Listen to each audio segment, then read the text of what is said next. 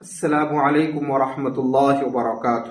دوستو، آج ہم سب نماز پڑھتے ہیں لیکن نماز میں برے خیالات، گندے خیالات آتے ہیں۔ اسی کے بارے میں مفتی سلمان اظہری صاحب کا ایک نیو بیان سامنے آیا ہے جو ہر ایک کو سننا چاہیے کہ ہمارے نماز میں برے خیالات، گندے خیالات، نماز میں وسوسے کیوں آتے ہیں اور نماز میں ایسے خیالات کا آنا یہ کیا ہوتا ہے۔ اس کے بارے میں مفتی سلمان اظہری صاحب کا ایک لاجواب بہت ہی شاندار بیان ہے جو ہم آپ کو سناتے ہیں۔ دوستو، اس سے پہلے ہم آپ سے ایک بات کرنا چاہتے ہیں کہ آپ اگر اس چینل پر آئے ہیں تو اس ویڈیو کو مکمل سن کے جانا، اسکپ مت کرنا۔ چلتے ہیں بیان کی طرف، بہت ہی بڑا فائدہ ہوگا۔ چلتے ہیں بیان کی طرف، دھیان سے سننا۔ پڑھتے ہیں ہمیں احساس بھی نہیں ہوتا، بہت سارے لوگ حساب کتاب کرتے رہ جاتے ہیں نمازوں میں۔ تمہارا بزنس ایسا ہے کہ روز کروڑوں کا ہوتا ہے لیکن اذان بھی سنائی دیتی ہے اور جماعت سے نماز بھی ہو جاتی ہے، تو یہ اللہ کی رحمت ہے تمہاری۔ اسی لیے میرے عزیزو، دنیا میں اگر اللہ کی بارگاہ میں کچھ مانگو تو عثمان غنی کا مال مانگو، عبد الرحمن بن عوف کا مال مانگو، کہ ان کے پاس مال تو آیا تھا لیکن غفلت نہیں آئی تھی، مال تو آیا تھا لیکن نافرمانی نہیں آئی تھی۔ عزیزان گرامی، اس فانی دنیا سے ہم بہت جلدی کوچ کر کے جانے والے ہیں۔ بڑے بڑے لوگ جا چکے اور اچھے اچھے لوگ بھی زیر زمین دفن ہو گئے۔ اب ہمارا بھی وقت قریب ہے۔ آپ کیا سمجھتے ہیں کہ بڑھاپے میں ہی موت آئے گی؟ موت کی کوئی عمر نہیں ہے، بچوں کو بھی آتی ہے، جوانوں کو بھی آتی ہے، اور اگر کسی کو بڑھاپا مل گیا تو یہ بھی اللہ کی نعمت ہے اس کی، کہ اللہ نے جوانی بھی دی اور بڑھاپا دیا، اس لیے کہ بڑھاپے میں خواہشات کم ہوتی ہیں۔ مولا تعالیٰ بوڑھوں کو پاک و صاف کر کے توبہ کرا کے اپنی بارگاہ میں لینا چاہتا ہے، اس لیے بڑھاپا دیا۔ اور ایک روایت میں یہ بھی ہے کہ جس کا اسلام میں بڑھاپا آ گیا اور اس کی داڑھی سفید ہو گئی، رب تعالیٰ فرماتا ہے اسے عذاب دینے میں مجھے حیا آتی ہے۔ بڑھاپے کو یہ نعمت ہے، لیکن میرے عزیزو، ہر جوان بوڑھا ہو جائے یہ کوئی گارنٹی نہیں ہے، ہر بچہ جوان ہو جائے یہ بھی کوئی گارنٹی نہیں ہے۔ موت کی اپنی کوئی عمر نہیں۔ ہم نے زندگیاں جتنی گزارنی تھی گزار لیا، ہم موت سے بہت تیزی سے قریب ہوتے جا رہے ہیں۔ تمہیں پتہ ہے سیدنا حاتم اصم رضی اللہ تعالیٰ عنہ سے پوچھا گیا، آپ جب نماز پڑھتے ہیں تو آپ کے جسم پر رکت طاری ہوتی ہیں، آنکھیں بہنے لگتی ہیں، کیسے آپ نماز پڑھتے ہیں، کیا سوچتے ہیں آپ؟ حضرت حاتم اصم کہتے ہیں، میں جب نماز پڑھتا ہوں تو سامنے میں جنت کو دیکھ رہا ہوتا ہوں، پیچھے ملک الموت کو کھڑا ہوا پاتا ہوں، اور اپنے دائیں بائیں جہنم کے گڑھے دیکھ رہا ہوں۔ اگر میں آگے کی طرف نہیں بڑھا، ملک الموت تو ابھی میری گردن دبوچنے والا ہے، یا تو دائیں گروں گا یا بائیں گروں گا، اور دونوں طرف جہنم کے گڑھے ہیں۔ اس لیے مجھے خوف ہوتا ہے، ڈر ہوتا ہے کہ کسی نہ کسی طرح اس راستے سے میں نکل کر جنت تک پہنچ جاؤں۔ میرے عزیزو، ہم تو نمازیں پڑھتے ہیں، ہمیں احساس بھی نہیں ہوتا، بہت سارے لوگ حساب کتاب کرتے رہ جاتے ہیں نمازوں میں۔ ملک الموت ہر دن ہر گھر پر آ کر ایک بار ضرور جاتے ہیں۔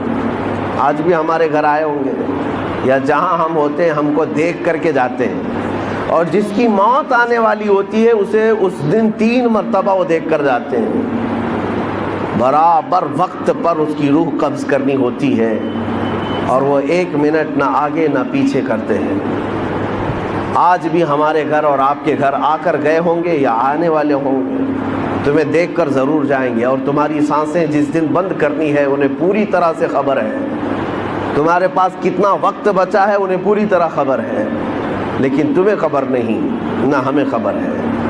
اب یہ شعبان کا مہینہ آ رہا ہے، حضور پاک صلی اللہ تعالیٰ علیہ وسلم ارشاد فرماتے ہیں اس میں ایک رات ہے 15ویں شب، اگلا مہینہ جو آئے گا ابھی شعبان کا، حضور فرماتے ہیں رب تبارک و تعالیٰ 15ویں شب کو سارے لوگوں کے سال بھر ہونے والے معاملات فرشتوں میں تقسیم کر رہا ہوتا ہے، ان کا رزق تقسیم کیا جا رہا ہوتا ہے کہ سال بھر اب ان کو اتنا رزق ملے گا، اتنے معاملات ہوں گے، یہاں تک کہ کئی لوگوں کی موت کا بھی اعلان ہو چکا ہوگا، لیکن حضور فرماتے ہیں انہیں خبر بھی نہیں ہوگی، وہ اپنے شادی کا پلان کر رہے ہوں گے، وہ اپنے گھر بنانے کے چکر میں مصروف ہوں گے، جبکہ ان کو 15ویں شعبان کا اعلان ہو چکا ہے کہ ان کی موت اس سال آنے والی ہے۔ عزیزان گرامی وقار، ہمارے پاس بہت لمیٹڈ ٹائم ہے، بہت مختصر سا وقت ہے، تو اس دنیا میں جب یہ تیزی سے گزرنے والا وقت ہے تو کر کے کیا جانا چاہیے؟ ظاہر سی بات ہے جب چھوٹا سا وقت ہے تو کچھ تو کریں۔ آپ سے اگر میں کہوں ملک الموت تمہارے سرانے پر آ کر کھڑا ہے اور کہتا ہے 2 منٹ ہے تیرے پاس، کیا کرنا چاہتا ہے؟ تم کیا کرنا چاہو گے؟ 2 رکعت پڑھنا چاہو گے، 1 رکوع قرآن کا پڑھنا چاہو گے، یا تسبیح لے کر سبحان اللہ پڑھ لیں، یا لا الہ الا اللہ پڑھ لیں، یا دعا کر لیں، توبہ کر لیں، استغفار کر لیں، بڑی بڑی چیزیں، یا خیرات کریں، صدقہ کریں، کیا کریں؟ 2 منٹ کا ٹائم ہے۔ بلکہ بزرگوں نے فرمایا اگر کسی کو یہ کہہ بھی دیا جائے کہ تیرے پاس 2 منٹ کا ٹائم ہے تو کیا کرنا چاہے کر لے، بعض بزرگوں نے لکھا ہے کہ وہ انہی معاملات کو سوچتا رہ جائے گا، 2 منٹ گزر بھی جائیں گے، کر بھی نہیں سکے گا، کیا کریں وہ پتہ بھی نہیں چل سکتا۔ لیکن میں آپ کو بتاتا ہوں ابھی تمہارے پاس وقت ہے، صحیح سلامت آپ بیٹھے ہوئے ہیں، آپ کی سانسیں چل رہی ہیں، آپ کے ہاتھ پیر سلامت ہیں۔ اب ہم میں سے کسی کو پتہ نہیں اب باقی وقت کتنا ہے، تو کون سی تسبیح پڑھو گے، کون سا ذکر کرو گے، کتنی تلاوت اور کتنی عبادت کرو گے؟ میں آپ کو ایک نسخہ دے جاتا ہوں، وہ سب سے بہترین چیز ہے، سب سے بہترین چیز ہے۔ فرمایا گیا کہ اگر تمہیں کوئی چیز مختصر سے وقت میں کر کے جانا ہے تو وہ رسول پاک کو راضی کر کے جانا۔ ایک بار حضور پاک صلی اللہ تعالیٰ علیہ وسلم سے محبت کے ساتھ یہ عرض کرنا کہ آقا میں تمہارا ہوں، آپ میری طرف نظر کرم فرما دیں۔ اگر وہ رسول راضی ہو گئے تو تمہارے ہر وقت کے لیے وہ اللہ کی بارگاہ میں سفارش کریں گے۔ باقی ہماری تسبیح جاتی ہے کہ نہیں جاتی یہ بھی ہمیں معلوم نہیں، کر تو لیا عبادت لیکن قبول ہوتی ہے نہیں ہوتی یہ بھی نہیں معلوم، لیکن اگر اللہ کا نبی راضی ہو گیا تو ہمارے سفارش کے لیے وہ کافی ہو گیا۔ میں آپ کو بتاؤں ایک نوجوان کی زندگی، مدینہ طیبہ میں یہودی لڑکا تھا، ماں باپ دونوں یہودی ہیں، بیٹا 22 سال کا ایک بار مسجد نبوی کے پاس سے گزر رہا تھا، رسول پاک صلی اللہ تعالیٰ علیہ وسلم صحابہ کے درمیان بیٹھے تدریس فرما رہے تھے، انہیں تعلیم دے رہے تھے، اور یہ مسجد نبوی کے دروازے کے باہر سے گزرتے گزرتے ایک بار اس کی نظر حضور پر پڑ گئی، نبی پاک صلی اللہ تعالیٰ علیہ وسلم کو دیکھتا کھڑا رہ گیا، اور حضور پاک صلی اللہ تعالیٰ علیہ وسلم کی شیرنی گھولنے والی وہ میٹھی آواز کانوں پر ٹکرانے لگی تو کھڑا سنتا رہ گیا حضور کی آواز، اور کافی دیر تک جب دل میں مٹھاس پہنچی تو گھر گیا۔ ظاہر سی بات ہے حضور کا وہ حسین چہرہ کوئی ایک بار دیکھتا تو ہی فدا ہو جاتا تھا، یہودی اپنے ماں باپ سے کہہ نہیں سکتا تھا، گھر گیا اور اس کے بعد بے چینی بڑھتی رہی۔ دوسرے دن آیا، پھر مسجد نبوی کے دروازے کے باہر کھڑا ہو کر حضور کو سنتا تھا اور دیکھتا تھا، بس اتنا کام تھا۔ چند دنوں کے بعد کسی نے دیکھ کر کے اس کے ماں باپ کو خبر کر دی کہ تمہارا بیٹا تو محمد کے پاس جاتا ہے صلی اللہ علیہ وسلم، تمہارا بیٹا، تم تو یہودی ہو لیکن تمہارا بیٹا محمد صلی اللہ تعالیٰ علیہ وسلم کو دیکھنے جاتا ہے، ان کی تقریر سننے جاتا ہے۔ تو باپ کو بڑا غصہ آیا اور اس نے پوچھا کیا تو محمد کے پاس جاتا ہے، مسجد نبوی کے پاس جاتا ہے؟ بیٹے نے کہا ہاں ان کی باتیں مجھے اچھی لگتی، ان کا چہرہ مجھے بڑا اچھا لگتا ہے، لیکن باپ نے سختی کیا کہ آئندہ اگر تو جائے گا تو میں تیرے ساتھ سخت سزا کا معاملہ کروں گا، لیکن یہ محبت ہوتی ایسی ہے اور وہ بھی میرے مصطفیٰ سے ہوئی۔ اس زمانے کے ہم نے واقعات دیکھے ہیں، ساری دنیا کو صحابہ نے چھوڑ دیا مگر چہرے رسول کو کبھی نہیں چھوڑا۔ اس نوجوان کے ساتھ بھی یہی ہوا، 2 دن گھر میں رہا، تیسرے دن پھر نکل کر کے آیا، مسجد نبوی کے باہر کھڑا حضور کو دیکھتا رہا، باپ آیا ڈھونڈتے ہوئے، دیکھا جب حضور کو یہ چھپ کر کے دیکھ رہا ہے، وہیں سے پکڑ کر لے گیا اور اپنے گھر پر لے جا کر زنجیریں باندھ کر قید کر دیا، قید کر کے رکھا، مارا توڑا اور کہا کہ آج کے بعد سے گھر سے باہر نہیں جا سکتا۔ اب گھر کے اندر قید تھا، چند دنوں کے بعد بیمار ہو گیا۔ ظاہر سی بات ہے کسی محبوب کو اس کے محب سے یا کسی محب کو اس کے محبوب سے جدا کر دیا جائے، یہ بیماری بہت بڑی ہو جاتی ہے۔ وہ تڑپتا رہ گیا اور بیمار ہو گیا، کمزوری آ گئی۔ باپ نے زنجیریں کھول دیں، لیکن گھر سے باہر نکلنے نہیں دیا جاتا تھا، گھر کے اندر ہی قید رہتا۔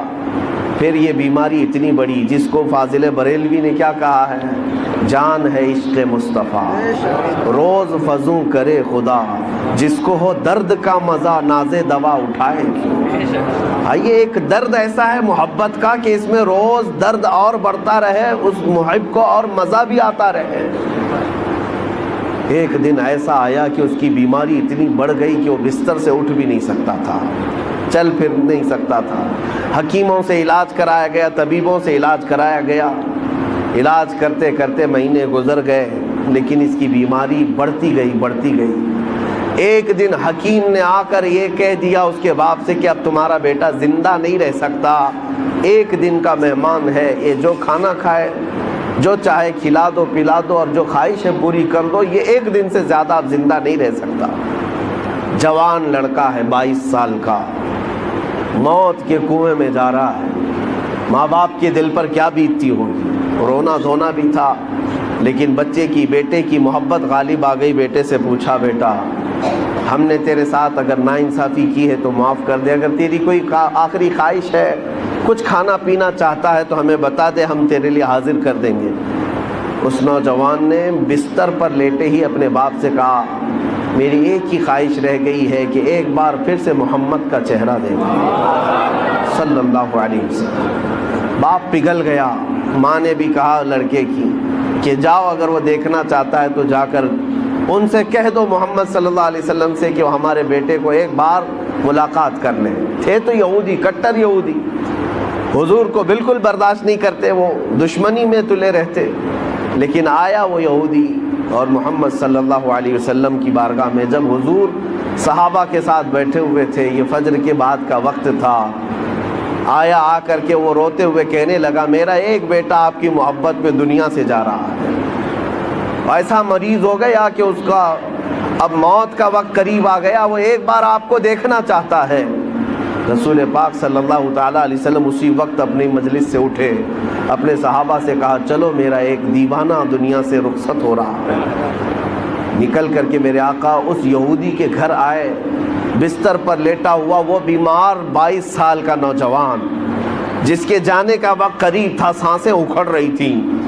حضور سیدھے اس کے سرانے کے پاس جا کر بیٹھتے ہیں اور اس کا سر گردن کی طرف ہاتھ دے کر کے اٹھاتے ہیں تو پورے جسم میں اس کے گرمی دوڑ جاتی ہے۔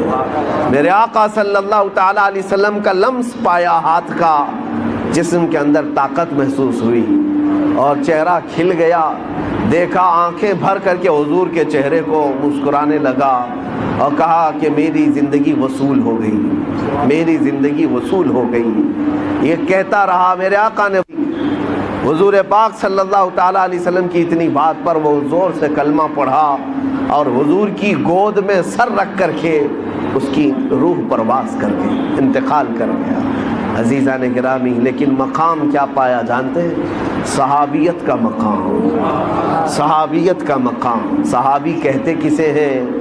غوث اعظم عبد القادر جیلانی رضی اللہ تعالیٰ عنہ سے پوچھا گیا، صحابی اور غوث کے مقام میں کیا فرق ہے؟ آپ فرماتے ہیں، غوث اور صحابی کی بات کرتے ہو؟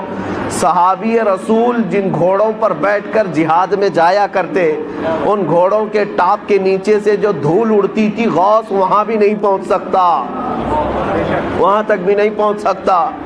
اب اندازہ کرو، جو چند لمحوں میں میرے آقا کا دیدار کیا اور غوث سے بھی بڑا مقام پا گیا، کس وجہ سے؟ اسی لیے میں نے اس واقعے کو اس لیے عرض کیا کہ اگر کسی کے پاس زندگی میں تھوڑا سا وقت باقی ہے، تھوڑا سا وقت باقی ہے، اور اگر اسے کچھ کرنا چاہیے تو صرف اتنا ہے، آج لے ان کی پناہ، آج مدد مانگ ان سے، آج لے ان کی پناہ، آج مدد مانگ ان سے، کل نہ مانیں گے قیامت میں اگر مان گیا۔ اعلیٰ حضرت نے فرمایا پھر قیامت میں تو ہر کوئی حضور کو ماننے لگ جائے گا، جو مقام و مرتبہ وہاں پر دیکھے گا ہر کوئی کہے گا یہ میرے آقا ہیں، لیکن کمال یہ ہے اے مومن آج تو ان کے قدموں میں آ جا، آج تو ان کا ہو جا۔ ہمارے پاس مختصر سی زندگی بچی ہے میرے عزیزوں، دنیا کو ہم الوداع کہنے والے ہیں، نہ جانے کتنے جنازے ہم نے اٹھائے اور کتنی قبروں میں ہم نے لوگوں کو دفن کیا، ہم نے اپنی آنکھوں سے دیکھا اور کتنے لوگوں کو مٹی بھی دیا۔ کیا یہ حقیقت نہیں ہے؟ کیا یہ حقیقت نہیں؟ قرآن یہ کہتا ہے الہاکم التکاثر حتی زرتم المقابر۔ اللہ تعالیٰ فرماتا ہے یہ دنیا کی ہر چیز کی کثرت نے تمہیں غافل کر رکھا ہے، مال کی کثرت، کھانے کی کثرت، پہننے کی کثرت، اولاد کی کثرت، مرتبوں کی کثرت، خواہشات کی کثرت، یہ زیادتی نے تمہیں غافل کر رکھا ہے، اور اس غفلت سے اگر آزاد ہونا ہے رب تعالیٰ فرماتا ہے جاؤ قبروں کو دیکھاؤ، حتی زرتم المقابر، یہاں تک کہ تم قبروں کو دیکھاؤ۔ کیوں قبروں کو دیکھنے کا حکم دیا گیا؟ جا کر دیکھنا وقت کے بڑے بڑے پیسے والے وہاں پر لیٹے ہوئے ہیں، وقت کے بڑے بڑے لیڈر جو تھے وہ بھی لیٹے ہوئے ہیں، جن کی پہلوانی کے چرچے ہوا کرتے تھے وہ بھی زیر زمین دفن ہے، اور زیادہ دن تک نہ جسم سلامت ہے نہ چہرہ سلامت ہے۔ قبروں میں جانے کے بعد اکثر تو کیڑے مکوڑوں کی غذا بنا دیے جاتے ہیں۔ میرے عزیزوں ہمارے ساتھ بھی اس دنیا سے جانے کے بعد ایک نئی زندگی کا سامنا کرنا ہے۔ کبھی تم سوچتے ہو آج 10 بائی 10 کے روم میں ہمیں نیند نہیں آتی، ایک چوڑے اور لمبے پلنگ پر ہاتھ کسی سے ٹکرائے تو ہماری نیند میں خلل ہوتا ہے، لیکن جس دن ہمارے عزیز ہمیں کفن میں باندھ کر چھوٹی سی قبر میں سلا کر کے آتے ہیں، کروٹ لینے کی بھی جگہ نہیں ہوتی، نہ ہمیں تکیہ دیا جاتا ہے، نہ چادر دی جاتی ہے، نہ چٹائی بچھائی جاتی ہے، کچھ نہیں، اور ننگی زمین پر لٹا کر کے ہمیں، اور وہ بھی مٹی کا ڈھیر ڈال کر کے آ جاتے ہیں۔ کبھی احساس کیا اب کتنے دن کے لیے تمہارے گھر والے سلا کر کے آ رہے ہیں یہ بھی تمہیں پتہ ہے؟ میاں 1 دن کے لیے، 2 دن کے لیے، 3 دن کے لیے ہم میں سے کسی کو پتہ نہیں جب ہمیں دفن کر کے آتے ہیں اگلے 500 سال سونا ہے کہ 600 سال سونا ہے، لیکن سونا اسی میں ہے۔ اور حالات کیا ہوں گے، حالات کیا ہوں گے پتہ ہے؟ بزرگوں نے فرمایا جب تمہارے اہل خانہ تمہیں دفن کر کے جاتے ہیں تو 3 دن نہیں گزرتے کہ تمہاری ناک سے اور کان سے اندر کی چیزیں باہر آنا شروع ہوتی ہیں، ہمارے پیٹ کا گودا باہر آنا شروع ہو جاتا ہے، اور 8 دن نہیں گزرتے کہ پیٹ پھٹ جاتا ہے، انتڑیاں باہر نکل آتی ہیں، تعفن ہو جاتا ہے قبر کے اندر، اور اچانک مٹی سے کیڑے پیدا کر دیے جاتے ہیں جو جسم کے ان اعضاء کو کھانے لگ جاتے ہیں۔ 40 دن گزرنے کے وقت اس کے جسم کا گوشت تک کھینچ لیا جاتا ہے۔ میرے عزیزوں یہ ہماری حقیقت ہے، یہ ہماری حقیقت ہے۔ میں کبھی کہتا ہوں نوجوانوں سے جو جیم میں جا کر اپنی باڈی بنانے میں گھنٹوں صرف کرتے ہیں، اپنی باڈی بنانے میں، اپنا چہرہ بنانے میں، تمہیں پتہ ہے مولا کائنات علی مرتضیٰ رضی اللہ تعالیٰ عنہ ایک دن قبرستان گئے اور قبر والوں کو سلام کیا، السلام علیکم یا اہل القبور، اور پھر پوچھا ہے قبر والے تمہارا کیا حال ہے؟ آپ کے ساتھ ایک تابعی حضرت سعید ابن مسیب تھے، وہ کہتے ہیں میں حضرت علی سے پوچھ رہا تھا کیا یہ قبروں والے آپ کو جواب دے رہے ہیں؟ حضرت علی کہتے ہیں ہاں وہ قبر والے جواب دے رہے ہیں، میں سن بھی رہا ہوں۔ یہ سب کے بس کی بات تو ہے نہیں۔ اس کے تھوڑی دیر کے بعد حضرت علی رونے لگ گئے، آنکھیں بھیگ گئیں۔ ان کے ساتھ موجود تابعی نے پوچھا کہ کیا جواب دیا قبروں والوں نے؟ مولا کائنات حیدر کرار شیر خدا رضی اللہ تعالیٰ عنہ فرماتے ہیں میں نے ان سے پوچھا تو قبروں والے کہتے ہیں اے علی ہمارا کیا حال پوچھتے ہو؟ جس چہرے کو ہم گھنٹوں سجایا کرتے تھے اس چہرے پر اللہ نے بچھو چھوڑ دیے اور وہ ہمیں ڈنک پہ ڈنک مارتے ہیں۔ جن بالوں کو ہم بار بار سجایا کرتے تھے ان میں خون اور پیپ بھر دیا گیا ہے، ہمارے جسم کے اوپر سے چمڑیاں ادھیڑ دی گئی ہیں اور گوشت کی سڑن پیدا کر دی گئی ہے، اور وہ قبروں والوں کے حالات حضرت علی سنتے سنتے رونے لگ گئے. وقت کے صحابی داماد رسول قبر کے ذکر سے رو پڑتے تھے. میرے عزیزو آج ہماری کیا حالت ہے؟ ہماری آنکھیں تک نہیں بھیگتی، ہمارا دل تک موم نہیں ہوتا. خواہشات نے ہمیں اتنا مصروف کر دیا ہے کہ اپنا آخری سفر بھی بھول بیٹھے، جبکہ تمہیں پتہ ہے تم ہماری تقریر سنو یا نہ سنو، کسی کا بیان سنو یا نہ سنو، تمہیں تو موت آنی ہے اور تمہیں لے جایا جائے گا. اس بات کو مانو یا نہ مانو. تمہارے نہ ماننے سے، تمہارے انکار کرنے سے تمہاری موت کے آنے میں کوئی فرق نہیں پڑے گا. موت تو آنا ہے. تم ہزار اختلاف کرو مجھ سے، ہزار مجھے گالیاں دے لو، لیکن موت تو آنی ہے میرے عزیز. موت تو آنی ہے. ہم نے بھاری بھرکم جسم بھی اٹھائے ہیں، بڑے پیسے والوں کو بھی اٹھایا ہے، لیکن دیکھ کر کے اس بات کا احساس ہوتا ہے کہ پورے کفن میں ایک جیب بھی نہیں رکھی جاتی. اور نہ ہی ہم اپنے عزیز مردے کو دفن کرتے ہیں تو 5 روپے 10 روپے 100 روپے 1000 روپے کی نوٹ تک نہیں رکھتے، اور رکھنا بھی نہیں چاہیے. لیکن مومنوں کا یہ عقیدہ ہے کہ ہم ایک سکہ بھی قبر میں اپنے باپ کو نہیں دیتے. کیوں؟ سب کو پتہ ہے کہ یہاں یہ سکہ نہیں چلنے والا، یہ دوسری دنیا ہے. یہاں انصاف دوسرا ہوگا. یہاں ملائکہ آئیں گے اور وہ نہ رشوت لینے والے ہیں اور نہ سفارش تمہاری لینے والے ہیں. یفعلون ما یؤمرون، وہ اتنا ہی کریں گے جتنا ان کو حکم دیا جائے گا.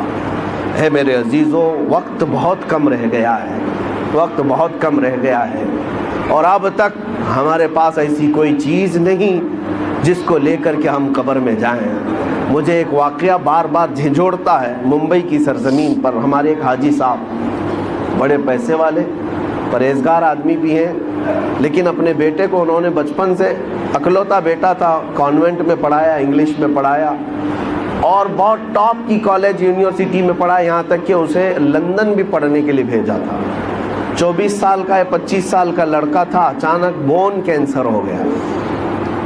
بون کینسر ایسا ہوا کہ پتہ ہی نہیں چلا. 6 مہینے کے بعد پتہ چلا کہ یہ 3rd سٹیج پر ہے، کچھ کر ہی نہیں سکتے تھے. پہلے تو لندن میں علاج ہوا، اس کے بعد پھر وہاں سے مایوس ممبئی لوٹ آئے. جب گھر آئے تو 25 سال کا جوان بستر پر ہے، گل گیا ہے، اور باپ کی حالت دیکھنے کے قابل. روتا تھا، نمازوں میں آ کر دعا کی چٹھی ہر بار. پھر وقت ایسا آیا، مجھے وہ بات یاد آتی، کافی سال ہو گئے. اس نوجوان لڑکے نے اپنے باپ کو ایک دن بلایا، کہا ابا جان میری اسکول کی سرٹیفکیٹ، شیلڈ، مارک شیٹ یا جو مجھے انعامات ملے تھے وہ کہاں ہیں؟ کہا باپ نے بیٹا سب سنبھال رکھا ہوں، الماری میں سب ہے، سب ہے. کہا میں دیکھنا چاہتا ہوں. اس کی 7ویں کی، 10ویں کی، 12ویں کی، اور جو اس نے مسابقے، جو کمپٹیشن میں شیلڈ لیے تھے وہ سب رکھی ہوئی تھی. باپ لا کر کے دیتا ہے، یہ تیری 10ویں کی ہے، یہ 12ویں کی ہے، یہ کالج کی ہے، یہ تو لندن میں جو پڑھا اس کی ہے، فلاں کورس کی ہے. وہ بستر پر لیٹے لیٹے نوجوان دیکھتا رہا. حسرت سے اپنے باپ کو پوچھتا ہے وہ ساری سرٹیفکیٹ دکھا کر، ابا جان مجھے بتاؤ ان ساری سرٹیفکیٹ میں کون سی ایسی سرٹیفکیٹ ہے جو میں منکر نکیر کو بتا دوں تو مجھے چھوڑ دیں؟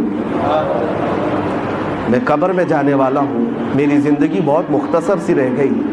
بون کینسر، اب میں بچنے والا نہیں ہوں، لیکن بابا جان مجھے بتاؤ اس سرٹیفکیٹ میں کون سی بتاؤں منکر نکیر کو کہ وہ چھوڑ دیں گے مجھے؟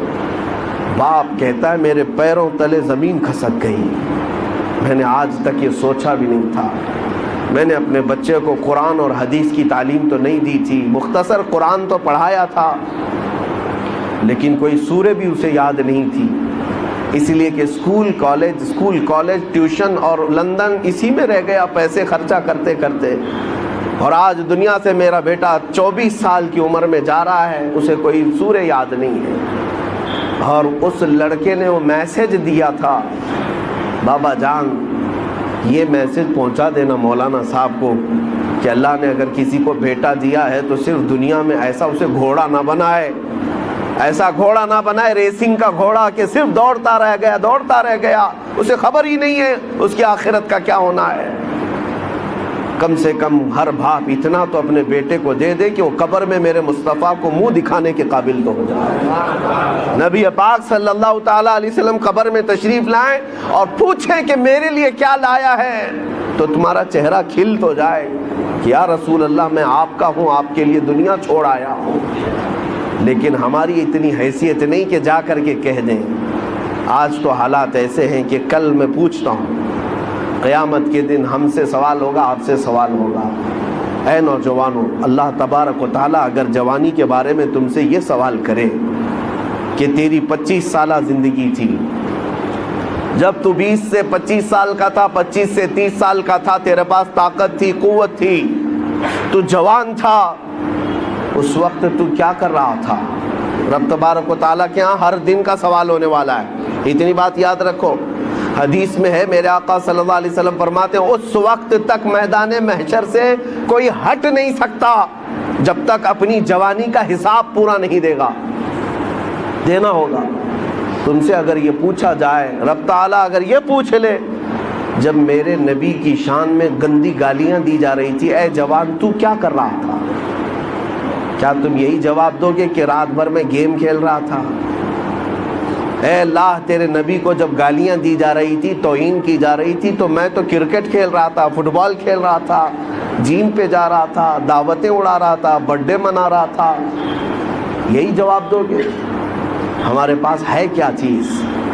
ہے میرے عزیزوں، میرے نبی کی امت ہو آپ، ہونا تو یہ چاہیے کہ حضور کی شان میں توہین سن کر کے ہر کھانا پھیکا لگنے لگ جائے، نیند اور چین اور سکون غارت ہو جائے کہ جب ہمارے مصطفیٰ کریم کی عزت سلامت نہیں ہے تو پھر میری عزت کی کیا بات کی جائے۔ بہرحال آج احساس میں دلانے آپ کے سامنے کھڑا ہوں، اب فیصلہ آپ کے ہاتھ میں ہے۔ ایک چیز میں بتا کر کے رخصت ہو جاتا ہوں، جنازہ اٹھے گا اپنا، ہمارے گھر سے نکلے گا، کس میدان سے نکلے گا پتہ نہیں ہمیں، لیکن اتنی بات معلوم ہے کہ قبرستان جانے سے پہلے جنازہ یہ سب کے ساتھ ہوگا، سب کے ساتھ ہوگا۔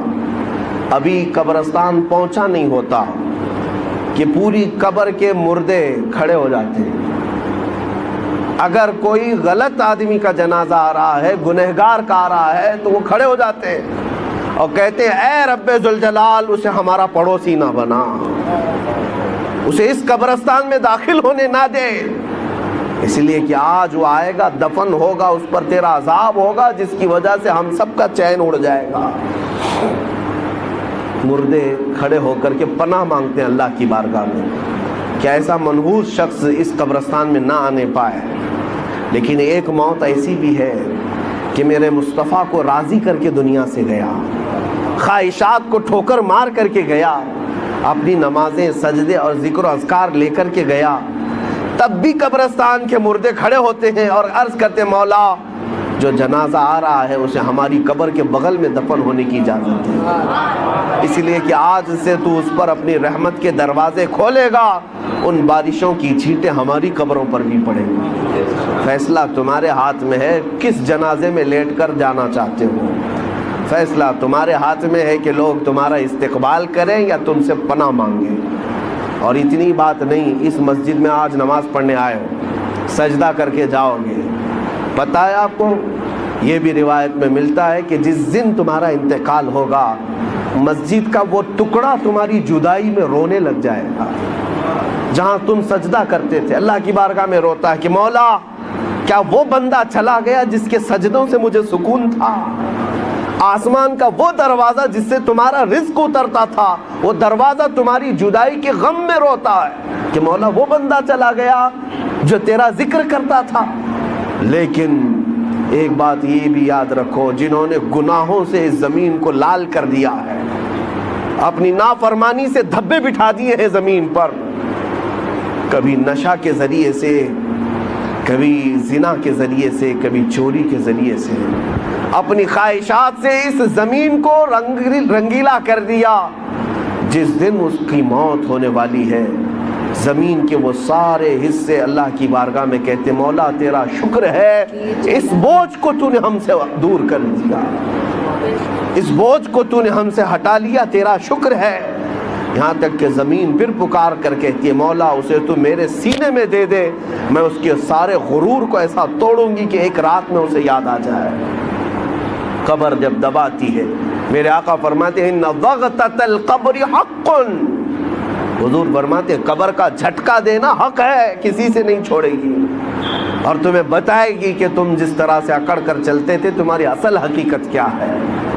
اے میرے عزیزو، آخرت کو یاد کرو، اپنے آخری سفر کو یاد کرو، اور اسی میں تم اصلاح بھی پاؤ گی۔ بڑی بڑی تقریریں سن لینا، ہو سکتا ہے اثر نہ ہو۔ میرے آقا نے فرمایا دو چیزیں میں تمہارے درمیان نصیحت کرنے والی چھوڑ جا رہا ہوں، اگر یہ دو چیزوں سے نہیں سدھر سکے تو پھر تیسری کوئی چیز سدھار بھی نہیں پائے گی۔ وہ دو چیزیں کیا ہیں؟ میرے آقا فرماتے ہیں قرآن تمہارے درمیان نصیحت کرتا رہے گا، اور ایک موت تمہیں سمجھاتی رہے گی، تمہارے عزیزوں کی موت، تمہارے رشتہ داروں کی موت، تمہارے دوستوں کی موت، تمہارے ماں باپ بھائی بہنوں کی موت تمہیں بار بار سمجھاتی رہے گی۔ ہم جا رہے ہیں، پیچھے تجھے بھی آنا ہے، جتنی جلدی ہو سکے توبہ کر لے۔ عزیزان گرامی وقار، آخری میری یہ بات ہے، مولانا روم ایک بات فرماتے ہیں، ایک آدمی نے طوطا پال رکھا تھا، طوطا پالا تھا، اور وہ طوطے کو اس نے لا الہ الا اللہ سکھایا تھا۔ کچھ طوطے بولنے والے بھی ہوتے ہیں نا، بولنے والا طوطا تھا، اس کو لا الہ الا اللہ سکھایا تھا۔ وہ طوطا بڑی صاف انداز میں لا الہ الا اللہ لا الہ الا اللہ دن بھر کہتا رہتا تھا۔ ایک دن پنجرے سے باہر نکلا طوطا، گھر میں ایک بڑا بلہ آیا، اور بلے نے جھپٹا مارا، اس کی گردن کو پکڑ لیا، اور جیسے ہی جھپٹا مارا طوطا ٹائیں ٹائیں ٹائیں ٹائیں کرنے لگ گیا۔ دم زدن میں بلے نے اس کو پھاڑ کر رکھ دیا، مر بھی گیا طوطا۔ اب پالا ہوا طوطا تھا، مر گیا، ٹائیں ٹائیں ٹائیں ٹائیں کرتا گیا۔ اب وہ طوطے کا مالک دیکھ کر کے حیرت میں آ گیا۔ ایک تو طوطے کے مرنے کا غم تھا، لیکن اس سے زیادہ اس کی ہچکیاں بلند ہو گئیں۔ لوگ آئے کہنے لگے ایک طوطے کی موت پر اتنا کیا غم کرتا ہے، دوسرا طوطا پال لے، اسے سکھا دے، پھر وہ بولے گا۔ اس نے کہا طوطے کی موت اور طوطے کا پالنا یہ اہم بات نہیں، توجہ چاہتا ہوں۔ وہ کہتا ہے میں نے اس کو لا الہ الا اللہ سکھایا تھا، بولتا تو تھا لا الہ الا اللہ، لیکن جب بلے نے پنجہ مارا اس پر تو اس وقت میں نے دیکھا طوطا اپنی اصلی آواز نکالنے لگا، ٹائیں ٹائیں ٹائیں ٹائیں۔ کاش جس وقت طوطے کو بلے نے پکڑا تھا اس وقت وہ لا الہ الا اللہ بول رہا ہوتا، جب وہ ختم ہی ہو چکا تھا۔ اب وہ شخص کہتا ہے مجھے اس طوطے کی موت کو دیکھ کر ڈر آنے لگ گیا۔ ہم تو زندگی بھر کہتے ہیں، لیکن ملک الموت جس وقت پنجہ مارے روح نکالنے کے لیے، کہیں ایسا نہ ہو کہ لا الہ الا اللہ بھول کر کوئی اور آواز نکلنے لگ جائے۔ یہ ہوتا بھی ہے۔ کئی لوگوں کی زبان سے کفریہ جملے نکل جاتے ہیں، کئی لوگوں سے گندی گالیاں نکل جاتی ہیں موت کے وقت فرشتے کو دیکھتے ہی، اسی لیے ان کی موت برے انجام کے ساتھ ہوتی ہے۔ اللہ تبارک و تعالیٰ اچھی موت عطا فرمائے۔ من کان آخر کلامہ لا الہ الا اللہ دخل الجنہ، میرے آقا نے فرمایا جس کا آخری کلمہ لا الہ الا اللہ ہوا اللہ تعالیٰ اسے جنت میں۔ دوستو آپ نے سنا کہ نماز میں برے خیالات، گندے خیالات، وسوسے کیوں آتے ہیں؟ دوستو اس لیے آتے ہیں کہ ہم شیطان جو ہوتا ہے نا، وہ اذان کے وقت اور تکبیر کے وقت دور چلا جاتا ہے، پھر انسان کے دل میں آ کے اس کے برے اور گندے خیالات کو ڈالتا ہے تاکہ اس کی نماز صحیح نہ ہو۔ لیکن اللہ کے نبی صلی اللہ علیہ وسلم نے ارشاد فرمایا جب نماز پڑھتے ہو تو ایسی پڑھو کہ گویا تم اللہ کو دیکھ رہے ہو۔ اگر یہ بھی حالت نہیں ہو رہی تو گویا ایسی پوزیشن کر لو کہ اللہ تمہیں دیکھ رہا ہے نا۔ اور اگر بار بار دماغ باہر جا رہا ہے تو بار بار اس کو اندر لانے کے لیے خیالات جو آ رہے ہیں اس کو دور بگائے اور بار بار خشوع اور خضوع والی نماز پڑھے۔ دوستو انسان ہے، خیالات تو آنے والے ہیں، کیونکہ وَإِن تُبْدُوا مَا فِي أَنفُسِكُمْ أَوْ تُخْفُوهُ يُحَاسِبْكُمْ بِهِ اللَّهُ، ہے نا۔ جب یہ آیت اتری برے خیالات کے اوپر اللہ پکڑ کرے گا، صحابہ کرام رضی اللہ تعالیٰ مجمعین جو سب سے زیادہ ڈرنے والے تھے ڈر گئے۔ پھر اللہ کے نبی صلی اللہ علیہ وسلم نے کہا کہ ایسا کہہ دو کہ اللہ نے جو کہا وہ سنا اور اس کو مان لیا۔ اس کے بعد اللہ رب العزت نے برے خیالات کے اوپر پکڑ نہیں کیے۔ دوستو اس ویڈیو کے تعلق سے آپ کی کیا رائے ہے کمنٹ باکس میں ضرور لکھیں، ویڈیو کو زیادہ سے زیادہ شیئر کریں، لائک کریں، سبسکرائب ضرور کریں۔ ملتے ہیں نیکسٹ ویڈیو میں، تب تک کے لیے السلام علیکم۔